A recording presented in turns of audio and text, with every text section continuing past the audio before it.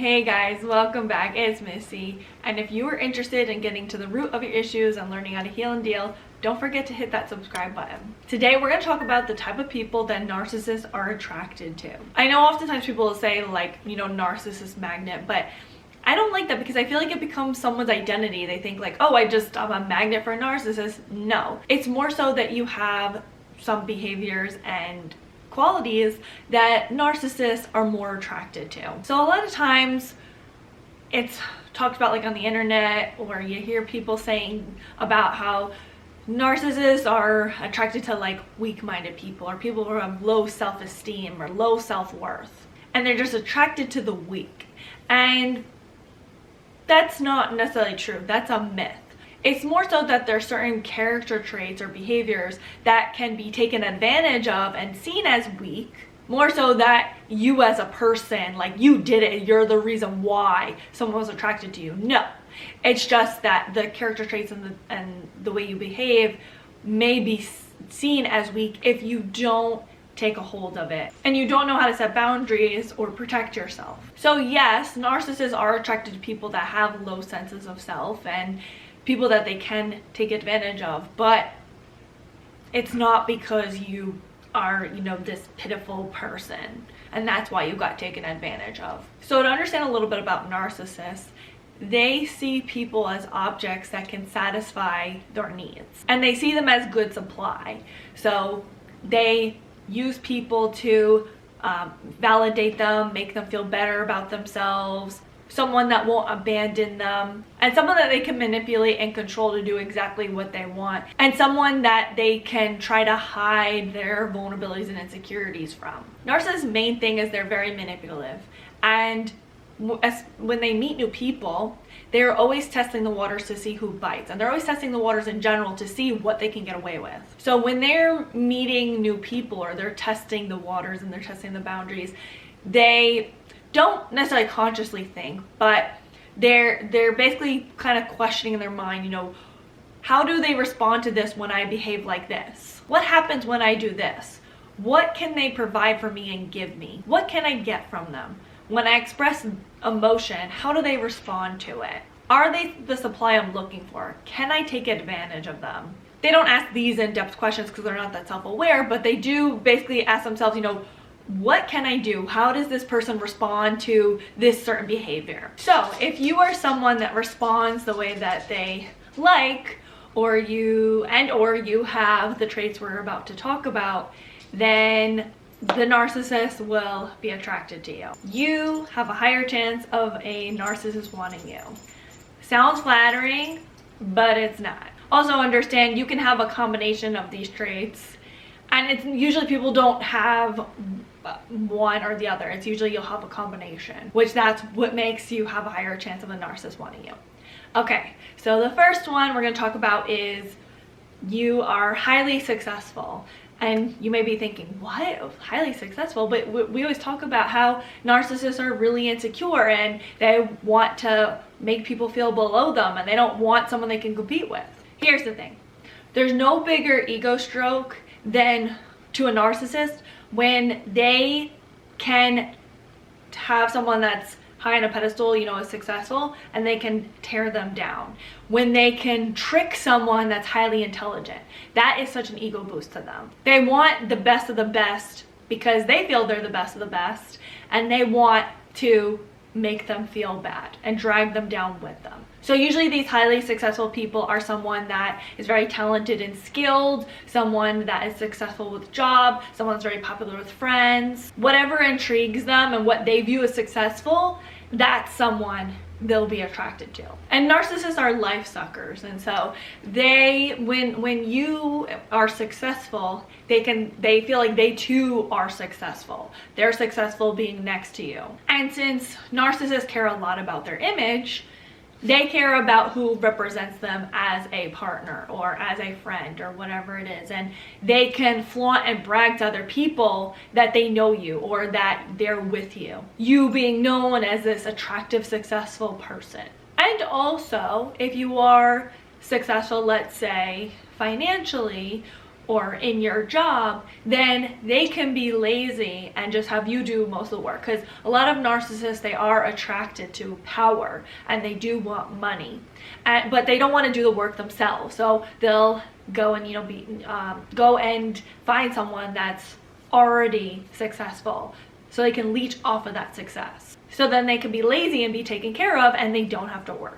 So the reason why they don't get extremely insecure with other successful people is because narcissists live in a delusion. They think they are just as successful and they think they are better than they are. And not only that, to some degree, they think potentially that they are better than you in some sort of way. But here's the thing. This is where it's a catch-22. If someone is too successful or way above the narcissist, that will make them feel very threatened. They purposely will look for someone that's successful and has vulnerabilities. They're looking for an area where they can tear you down on. So they want you to be successful so they can leech off of it, but they also want you to feel so low so they can bring you down under with them. So consciously, they think that they're at the same level as you or even a little better than you, but subconsciously, they feel below you and they want to suck the life out of you and make it theirs. So basically, you are living a hocus pocus life and you are dating a Sanderson sister. So as a highly successful person, you have to be careful about what you share with others and make sure that you're having healthy boundaries. There's nothing wrong with you being successful, but you do have to protect yourself. The next is people with narcissistic parents. So if you were one of these kids that had a narcissistic parent, very early on you dealt with gaslighting, lies, chaos, triangulation, devaluing, manipulation, the roller coaster of things being up and down, the love bombing. So when you experience these things, you equate it to love. You were taught that this is what love is. And there's definitely a part of you that may have felt that things were off, that, your dynamic with your parents wasn't necessarily normal. And so often you will hear these kids, especially more empathetic kids towards their narcissistic parents, where they've heard their parents' sob story and the things of their past, and they'll excuse their behavior for they were just misguided or they had a really rough past and they're doing the best they can. And you pass it off that they're just hurt from their upbringing. And part of the reason why you will do this is because it's extremely painful and it's hard to admit that there's something wrong with your parent. Your parent, the one who is supposed to be the one that nurtures you and keeps you safe, is the parent that hurt you and traumatized you and abused you. And so because it's so painful, you won't acknowledge that this is the reality, and then it becomes a trauma that is unresolved. What happens with unresolved trauma, if we don't resolve it ourselves, our minds will find other ways to resolve this trauma. So that's why, you may have constant anxiety because it's trying to keep you safe from the things of the past. You may get overly defensive to prevent yourself from dealing with any insecurities. You'll find other ways to resolve it. One being repetition compulsion. So that means you will subconsciously seek the qualities or the bad behaviors your parents did in order to resolve them in your partners. So if you had a narcissistic parent that overly criticized you and you date someone that's critical, you are trying to feel good enough or make them change their mind that you are worthy of love. You had a controlling parent, you will try to find your voice. If you date someone that's very chaotic, you are trying to find safety. So all of these negative behaviors that you dealt with in your narcissistic parent, it will feel like home because, like we said earlier, that's what you're taught what love is. And you also have this trauma bond where you are addicted to chaos. You are addicted to the ups and downs. Because of all of this chaos and this pain that is unresolved, you will feel and the lack of validation and nurturing, you will feel this hole inside of you. And that is the lack of guidance and love and nurturing you didn't receive, and then the self-love you didn't learn or receive as a child. As a person with narcissistic parents, you have to do that inner work and heal those wounds, so that way and be aware of these behaviors and know what a healthy relationship looks like, so that way you protect yourself from attracting these narcissistic people. Next, you are overly empathetic. Narcissists generally have a really hard time getting in touch with their empathy, and a lot of them actually have selective empathy. I know it's always talked about, oh, they have no empathy. Yeah, on the extreme end of NPD, they may not have empathy, but the people in between, they definitely, if you'll notice, will have selective empathy. Meaning, they select when they have empathy. They'll empathize with a dog, but they won't empathize with you for going through a breakup. Or if they're hurting you in some sort of way, they won't empathize. Now, someone that is overly empathetic, they understand emotions on a deep intellectual level, and they feel things on a deep level, and they're able to be with someone while they're experiencing these deep, hard emotions. Overly empathetic people, because here's the thing, we all have empathy, but there's some of us that feel it on a deeper level. We as empaths help people and take on others' emotional burdens. Narcissists have a lot of emotional burdens. Narcissists are hypervigilant of every threat to their ego that could amplify their insecurities, no matter how minor. So basically that means that narcissists get triggered very often, and they are very emotional people. Highly empathetic people will carry these burdens, and then the narcissist will get validation. Because an empathetic person is like, oh, I'm sorry you're experiencing that, or oh, you're so right. They get that validation. It fills their ego and strokes their ego that it's valid for them to feel the way they're feeling, and they have someone that will comfort them through their uncomfortable experiences. So because the narcissist is so self-absorbed, they think they're entitled to the empath's help. The empathetic person will get lost in trying to be there for the narcissist, where the narcissist will expect them to soothe them, comfort them, validate them, and take care of their emptiness and their frail ego. Narcissists are always looking for someone because they are empty inside and they are very surface level. They're not very deep people. They don't have a sense of self, and they don't know how to attend to their own needs. That's why they manipulate others. They're not even really aware of what they need. They more so act off of their ego, which is all insecurity based and trying to protect themselves and defend themselves from pain. They look for the empathetic person to give them all of their needs, which is those warm fuzzy feelings, feeling validated, feeling comforted, feeling loved, having that light from the empathetic person. And empathetic people will give to the point where they're giving out of an empty wagon because they feel things so deeply and they're uncomfortable with these emotions, and they don't like seeing pain because they had to experience that pain in uncomfortable, or they had to experience that pain in toxic environments growing up, or they had overly empathetic parents themselves.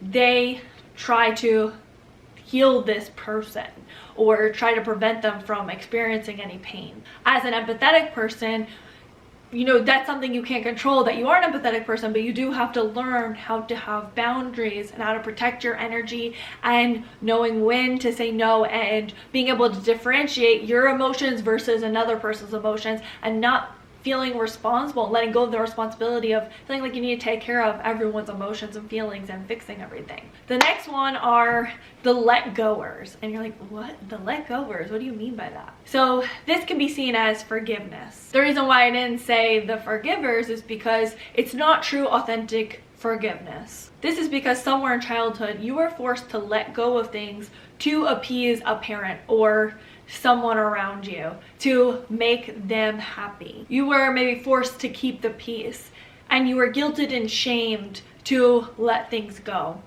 even if you maybe weren't fully ready and you didn't get to resolve things on your own and make that decision to forgive. So basically you were forced to let others off the hook. So your brother may have hurt you, and rather than you getting to make the decision or you being able to resolve those feelings, your mom may have immediately said, oh, your brother, he just messed up one time. Go forgive him. Go play with him. Or maybe someone had went up to you and said, wow, you're still mad because your mom lied that one time. Get over yourself. How selfish are you?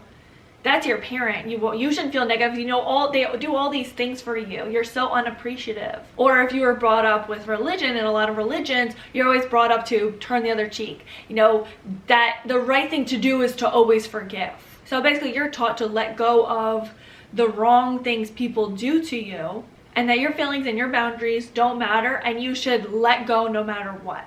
even if they don't apologize. You may notice you're overly loyal to a fault, and you may have been taught that if you don't let go, then you are a cold person. Now, narcissists see this, so they'll do something wrong and they'll see the way you respond. They'll see how you handle it, and when you forgive them or you let it go, you say no big deal, they're like, really?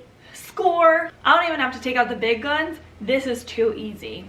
And they'll keep doing things and seeing that they can get away with it and there's no real consequences. Normally when someone receives forgiveness, they feel relief, they feel gratitude that they were given this second chance. Narcissists see it as permission. Look what I can get away with. People who let go of things, they're not stupid. You're not stupid. You're aware that this is bad behavior, but you are shamed and guilted to believe that you're supposed to let things go. So really, don't be so quick to forgive. You have to relearn what forgiveness is.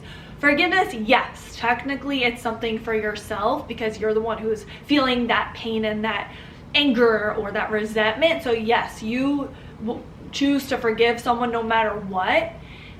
But for how you treat the person who has wronged you, that's the behavior that needs to change. So it's not that they don't deal with any consequences. Forgiveness is earned on their end, meaning they have to change their behavior in order to be in your life or in order to receive something from you again. Forgiveness is based on their actions. There needs to be a punishment or correct punishment to their crime. And you have to rewire your brain from that wrong programming of you feeling guilt and shame or like you're doing something wrong when you do want to hold someone accountable when they do something wrong. It's okay to not talk to someone if they do something wrong to you. It's okay to not want to have them in their life. It's okay to take things away from them if they wrong you in some sort of way.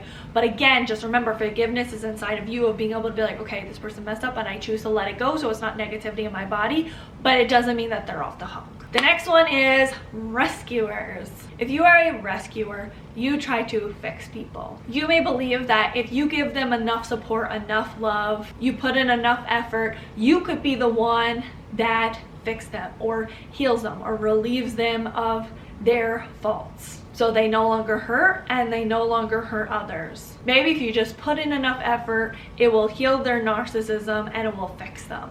Maybe if you put in enough effort, it will stop them from being narcissistic and doing those unhealthy behaviors, and it will heal them and you'll be able to fix them. And it's really tough as a rescuers because early on, oftentimes narcissists will have a sob story. They'll have a sad story that they will share with you. And they mainly do this to manipulate, to see, how do you respond when I share these sad sob stories? Do I get empathy from you? Do I get a reaction out of you? Are you good supply? And so if you're a rescuer, you will feel bad and you'll immediately want to help them. Hey, what can I do to help you? I know you're struggling with this, or I'm here for you. That's so rough that you experienced that. You see they have a rough start and you want to save them.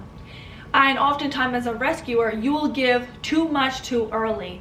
And the narcissist loves that. They don't even have to really ask for it. They just share this story and they know you're immediately gonna come to the rescue. Now here's the thing, as a rescuer, this is a 50-50 because the victimized narcissist, they like that you come to the rescue, but if you do it too much, then the narcissist can go into a rage as they feel that you think you know better than them. So really they want you to rescue them on their time, but not when you think they need it. It's when they want you to do what they want. So as a rescuer, it's really important that you have those boundaries and you don't give too early. It's important you take things slow. Someone can have a sob story and you can empathize with them, but don't try to fix them. It's not your job. That's part of your inner child. You may have wounds where you had a messed up parent or home life and you're trying to resolve it in yourself by fixing and taking care of this person. If I take care of this person, then maybe this will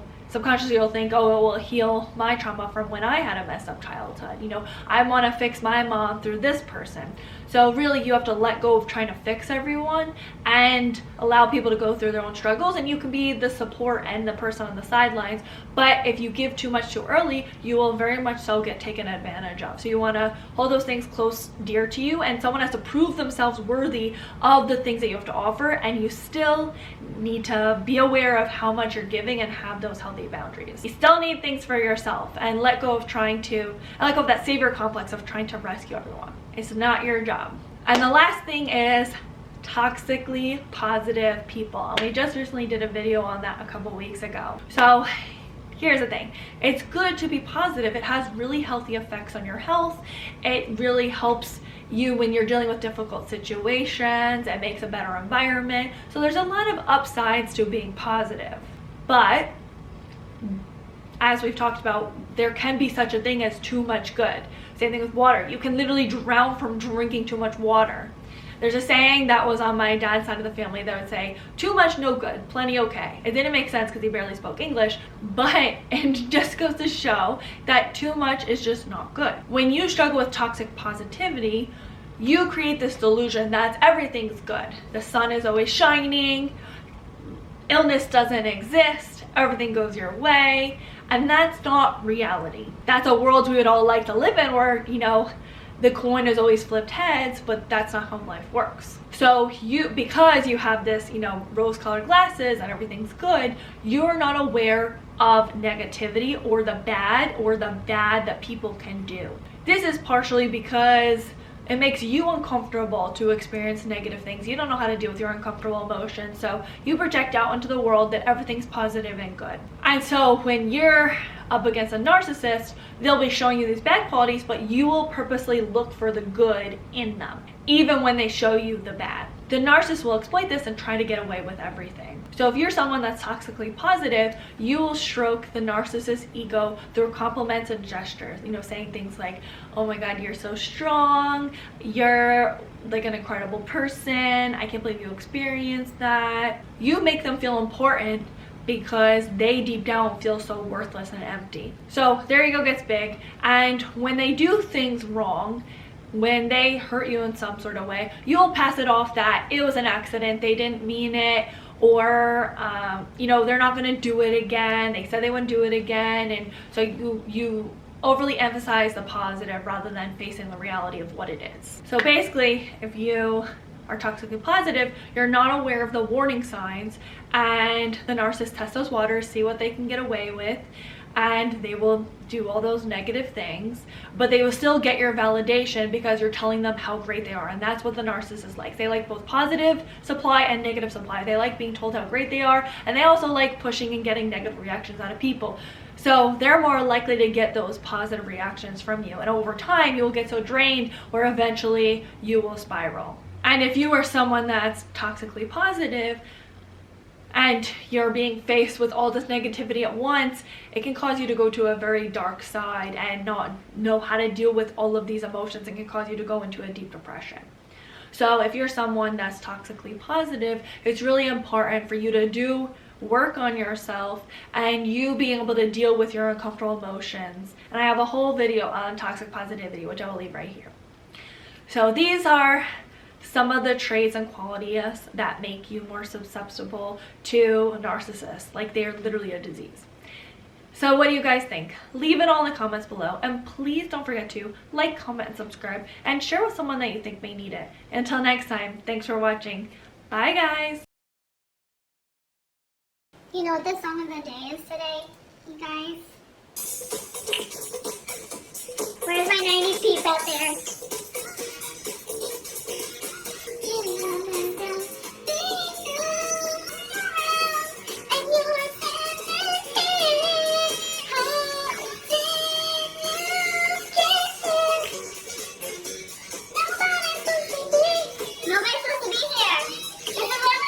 Into my house.